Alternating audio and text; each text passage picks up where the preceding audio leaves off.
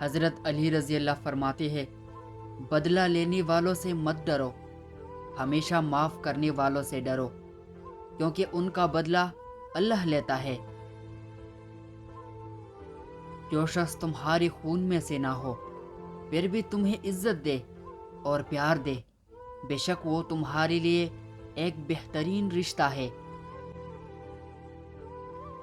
اپنی دن کا آغاز صدقہ دینے سے شروع کرو، اس دن تمہاری کوئی بھی دعا رد نہیں کی جائے گی۔ حضرت علی رضی اللہ فرماتے ہیں، اللہ کے ڈر سے ایک گناہ چھوڑنا لاکھ تہجد اور نوافل سے بہتر ہے۔ 40 دن تک صرف سچ بولو، پھر تم جو بھی بولو گے ہونے لگے گا۔ کسی سے محبت کرو تو اتنی شدت سے کرو کہ وہ اگر تمہیں چھوڑ بھی جائے تو کسی اور کا نہ ہو۔ قیامت کی نشانی میں ایک نشانی یہ بھی ہے کہ جھوٹی لوگوں کی عزت ہوگی اور سچے لوگ ذلیل ہو رہے ہوں گے۔ رزق ہو یا محبت، قدر نہ کرو تو رب چھین لیتا ہے۔ جب دل اداس ہو اور وجہ بھی سمجھ نہ آ رہی ہو تو سورہ رحمان پڑھ لیا کرو، دل کو سکون آ جائے گا۔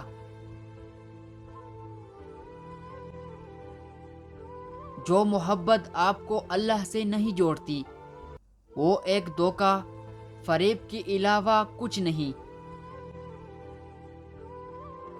حضرت علی رضی اللہ فرماتے ہیں، جو 100 بار روزانہ یا سمیع پڑھے اور اس دوران گفتگو نہ کرے اور پڑھ کر دعا مانگے تو جو مانگے گا وہ پائے گا۔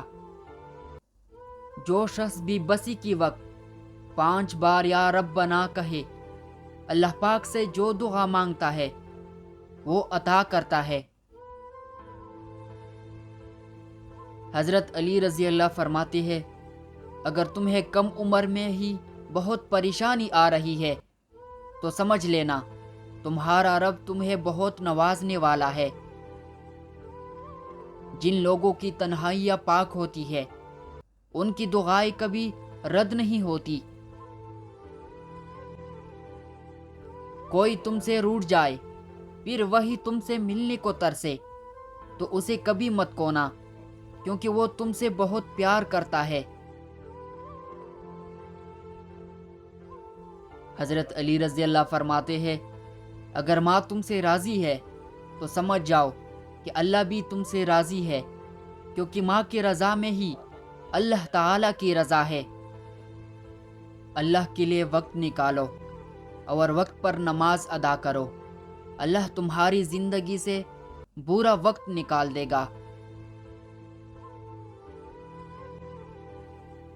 دوسروں کی دلوں کو کچل کر آگے بڑھنے والے لوگ آخرت میں بہت پیچھے کھڑے ہوں گے۔